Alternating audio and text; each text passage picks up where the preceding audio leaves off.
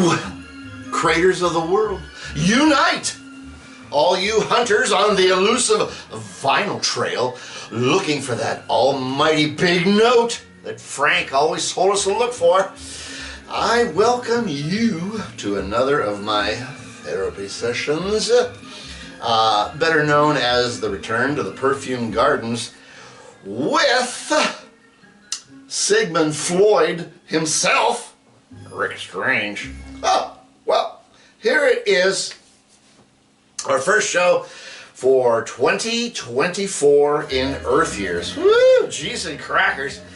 I think this makes our fourth yarn on the tuber.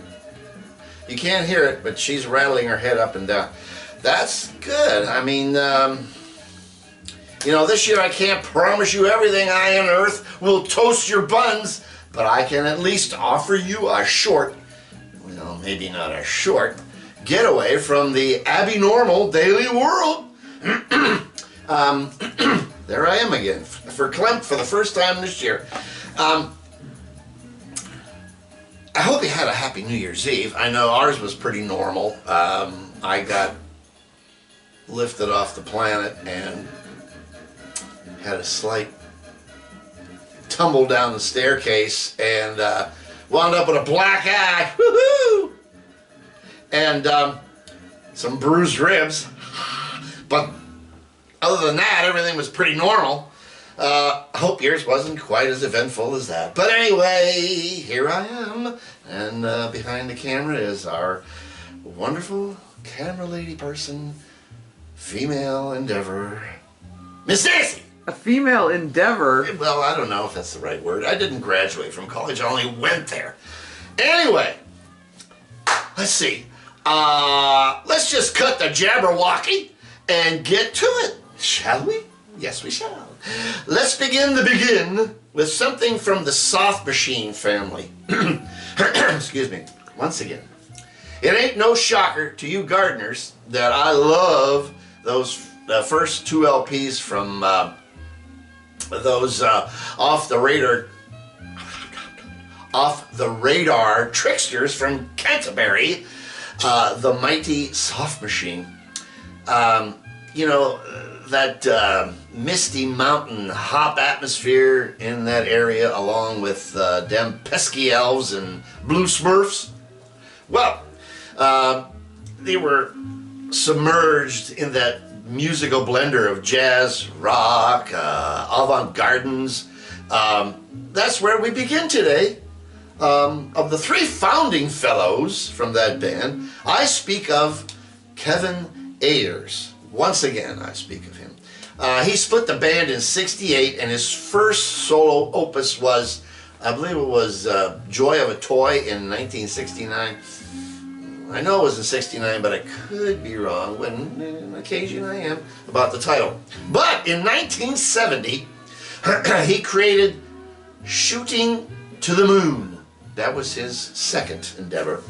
And he at that time he had created a combo called The Whole World. I'm going to dose you with two cuts from that platter, starting with May I. So sit ye down, Father, rest ye, and get into that misty, elfin, foresty kind of thingamadinger. I just came in off the street, looking for somewhere to eat. I found this small cafe. I see a girl, then I say, may I sit and stare at you for a while?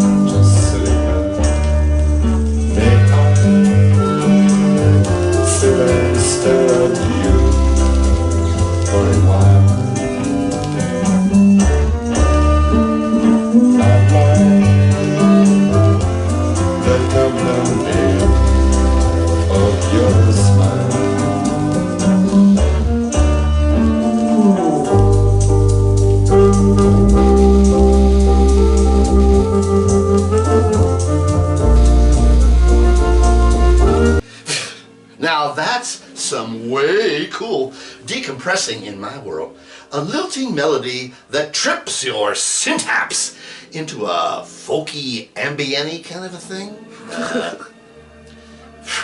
Quit laughing back there. I'm tired of that. Sometimes it just is unnecessary. Or maybe it isn't. I don't know. Shut up. Keep going. Now, we're going to do a flip side of this maligned thought process of his LP. And this is a zonker called Lunatic's Lament. Woo! So get ready for some shock treatment. Woo, baby, do I know about that? So, sit back, relax, put a big hunk of rubber tire in your teeth, and let it go!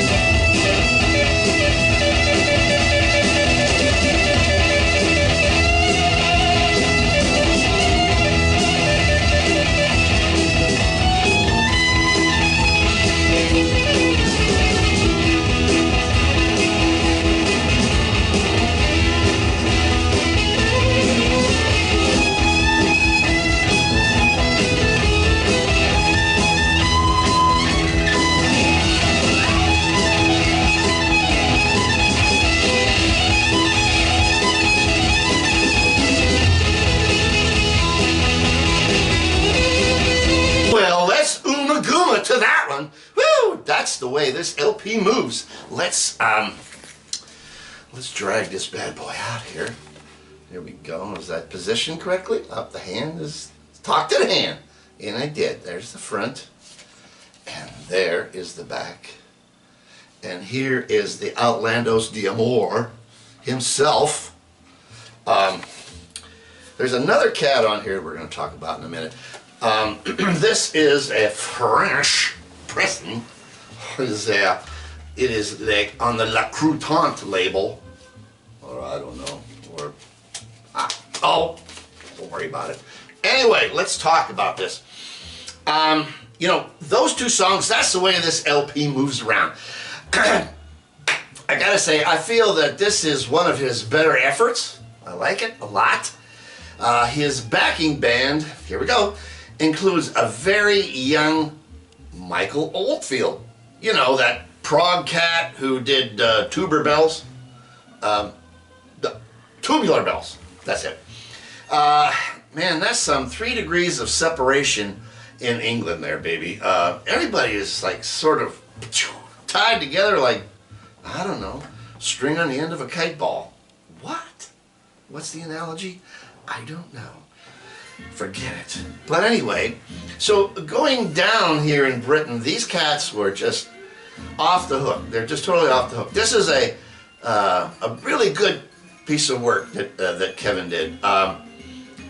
You know, I have to say the whole record it's got that soft machine feel to it, which is that blending of jazz and rock. The Lunatic's Lament is a little bit more on the heavier side, but there's still this conglomeration going on there every which way of the jazz thing in there.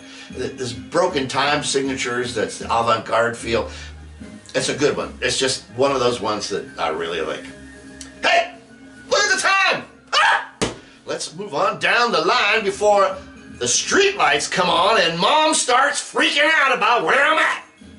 Our next feature is a toss over the old blues fence to that guy, Stoner. And by the way, I already wished you happy birthday, but I'm telling the world, Stoner just had another birthday. Hey, buddy, glad you can make it. Stick around for some more. You just never know what's going to pop up. Hey, Item 2 that we're going to talk about is it's a really great cheapo crater find from a guy named Barry Goldberg. Now, gardeners, you may remember his name popped up with his stint with the Electric Flag, and that is one of my all-time fave groups. That album, that's it. To me, Mike Bloomfield, the rest of them, wandering. Stop. Anyway, Barry was in that band. But on this effort, he went solo, and he corralled an amalgamation of blues trenders. You know, the tongue and the lips and the syntax, they don't always work in time. This will. I will straighten this out in a minute. Okay, I'm better already. You know, that grouping of musicians that he did really rattled that lock, baby. Dig it. Let's just start with, how about Charlie Musselwhite? He's ripping your speakers apart with that harmonica. My choice of vibronics is a cut called Sugar Coated Love, with twangy man himself, Harvey Mandel. Oh, so what can I say? I say, let's boogie, chillin'.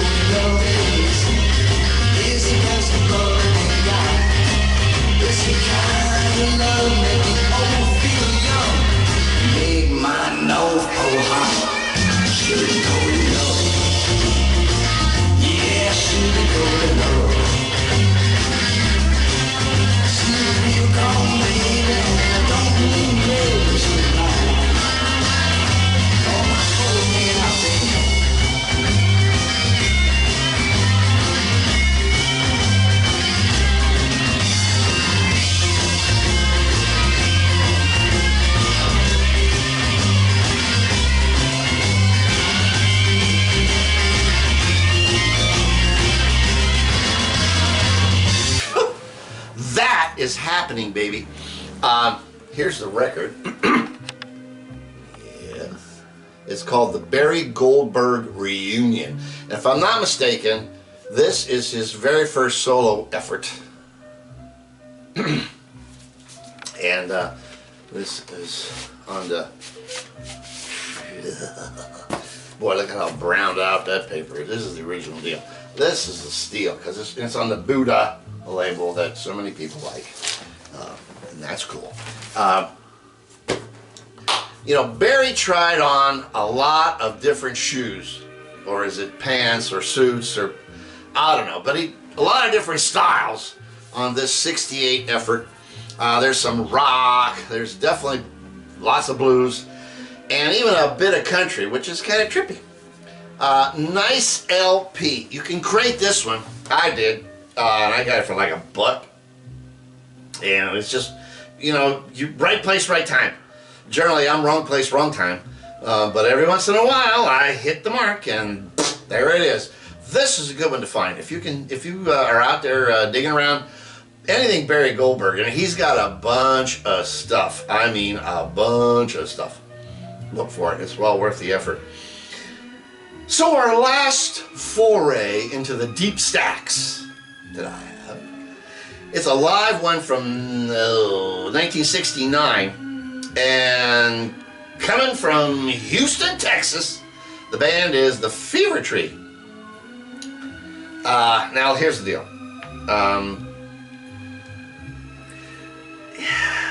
I've talked about them before on both of their first and their second album. Everybody really knows about Fever Tree and their big gazinger, California Girl, San Francisco Girls, Return to the Native, and that was their big hit.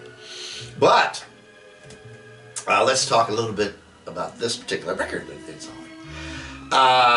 Let's see. This, you know, these cats really cut a mean swatch of traveling on their trip. Not much. Whoops! There goes the electric bill again. My dear, can you just sort of wave out there? Oh, there they are! Aha! Don't worry, check is in the mail. PG&E, they always do this to me. Where was I at? I don't know. I'm in this chair. Oh, so here we go back again. I said, not much needs to be said, but these shards of crystal are really bopping.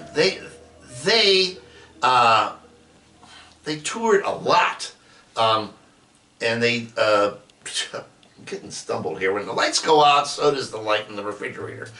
So let's just get right down to it, to the real nitty-gritty right now. And the LP is called Fever Tree Live in 1969. This plasmatical guitar rouge is called Grand Candy Young Sweet. Crank this one up for your pleasure dome, baby.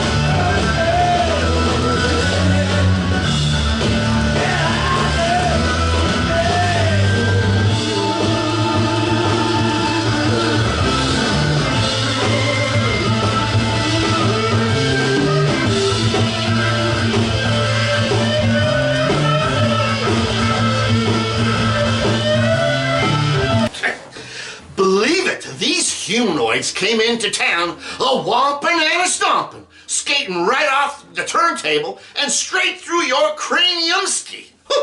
Here is the record. This is a cool cover, by the way. I love this picture of these guys. It's really happening. That's the front.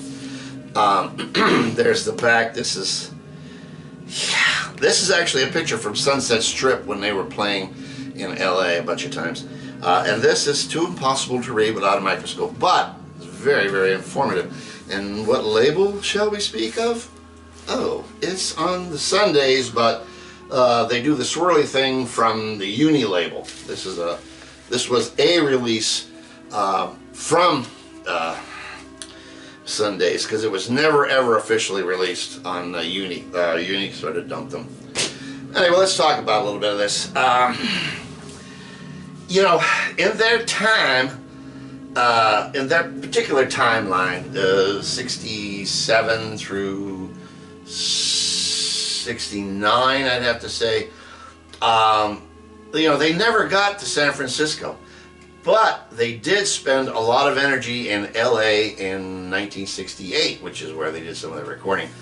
They were playing a lot at a holdover at a club called the Kaleidoscope, which was pretty far out.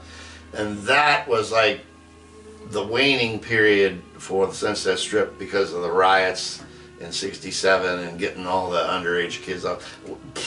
You know, it's politics, it's bad policing, the whole thing. It was all brought about by businesses that didn't want all the kids around. They were taking the business away from the old schmucks that were living there. Where am I going? I'm just trying to give you some history, but I digress. You know, their days on the road, they were doing a lot of the Midwest, and then they went to the East Coast. But here's the deal: they were touring with big time names. They did a bunch of stints with the Airplane. Steppenwolf was on board a bunch of times. The original Velvet Underground in the early days, and etc. etc. Hey, here's a good one. The James Gang even opened for them, and that was in late 68, early 69. You know, that's a groove, baby. But by late 68, you know, they were broke. They were playing gigs just to pay the bills because they had a thieving manager. And, you know, you just gotta love people's greed, you know. That's one of the few things on this planet that I don't care for, and it's greedy human beings. And they just permeate a lot of stuff. But guess what? Karma will take care of that zombie problem someday. Anyway, by January 69, that's how it goes, it was adios, kids, except for one final blowout. This LP is that last event, and it was recorded at Mount Carmel High School in Houston, Texas, their hometown. Not exactly the Fillmore, but a memorable event worth recording, and baby, it was happening. This is really good quality sound, and there's some really happening stuff on there. There's a really long jam on there on side one that eats up the majority of the side, that everybody does their stint. Michael Kunst was the guitarist, the original guitarist, because it was the original band, because they had broken up, and then right near the end of 69 they reformed and they did this gig. But I don't know what the date was on this particular thing, but I believe it was, I'm guessing it had to have been in October or November, because they were fractured prior to that. You know, anyway, Michael was the guitarist that he laid the crowd out with some fierce twanging, baby, serious twanging. And then the keyboardist, Ron Landers, you know, he abused that B3 organ like a madman. You know, it's got that deep purple sound going on, and some of you are going to be perking your ears the minute I say that word. And that's cool, because this is it. This is a good recording, and it must have been from the board, because it wasn't from the audience. It was too clean and too separate. It's not a very muddy mix at all. It's pretty good for this time of day. The only problem I've got towards this hot, sweaty mess is that the big closer on side 2, which was their big hit, San Francisco Girls, is cut short, and as it's playing, it fades out off into a void. I don't know what that was all about. Maybe some idiot at the board. Who knows? Bummer that one is. But all things considered, this is a real winner. It's a, you know, it's a capture of some really hot musicians doing their thing. I mean, some real serious fuzz toners here, kids. No one more for the road, you know. No one. Wait a minute. What? Let's come back. I'll take a break for 1 second. Whammo blammo, I needed a break. Now that my meds have kicked in, I'll be able to finish the show. Now, for one more for the road, because it's getting to be closing time, from those ever popular astral planers, we have Pink Floyd again.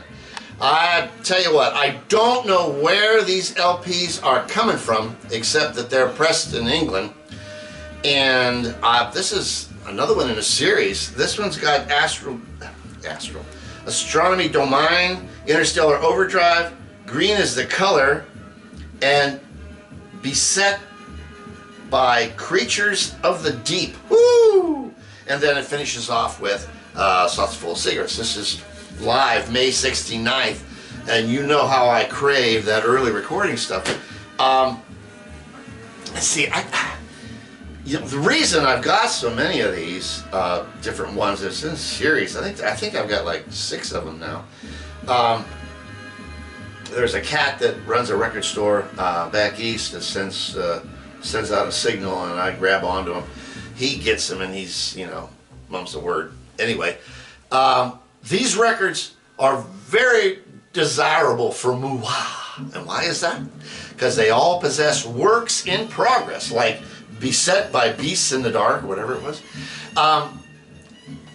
That, and then there's another one called Embryo, Embryo. That's on another section of their stuff, one of their pieces that I bought. What it is they would, all these weird kind of pieces would congeal into future works of art, and then change the name, and then whoosh, off we go. All of a sudden we have Echoes, you know, or what was that one from the Nile song is reminiscent of one of these cuts. So it's all popping. It's all popping good stuff. So the sound qualities, we got to talk about that, is really good. So search and ye shall crate them. But today's bumper music that we'll close with is not a bootlegger, because I think these are bootlegs. I mean, I don't know how else you would call them. Let's talk 1 second for this. Back in the mid-70s, when bootlegs were really becoming popular, they just came in a white sleeve that somebody would Xerox a picture or whatever. Xerox, I'm showing my age. They would make a copy of the picture of the artist and just slap it on there, and it wasn't sealed, it was just shipped out there. And you could go to these record shows and there was tons of them, and I had tons of them. And guess what? Einstein here sold the majority of them off because, well, couldn't turn on the electric. Woohoo! That explains a lot. Anyway, sorry about wandering, I have to every show. But today's a bumper car is an official release to a 1963 Italian flicker called, here we go, Mondo Cane. And it's a world over, it's a travelogue. It's all across the world. They're doing a travelogue. It was one of these weird, I don't know, who knows, but I do know the director was Pasquale Pascavazzuto. Yeah, anyway, you just never know how deep or in what directions my crates are going, baby. Well, that's enough for now. That closes the gates to the garden for today, except I wanted to say thanks to all the new subscribers, and they're trickling in, and I'm digging it. I'm well on my way to getting well over 300. I'm digging that. Little or a lot, doesn't matter. Thanks for signing up for the trip, and thanks for watching the videos. I mean, it makes me feel like I'm making an effort here, and it's working out. So anyway, as I always say, stay the course. Peace and love is where it's at, and it's always going to be where it's at with me. And play them loud and play them often. So, as I always say, till the twain shall meet, we are all one and always shall be. Peace, love, and flowers.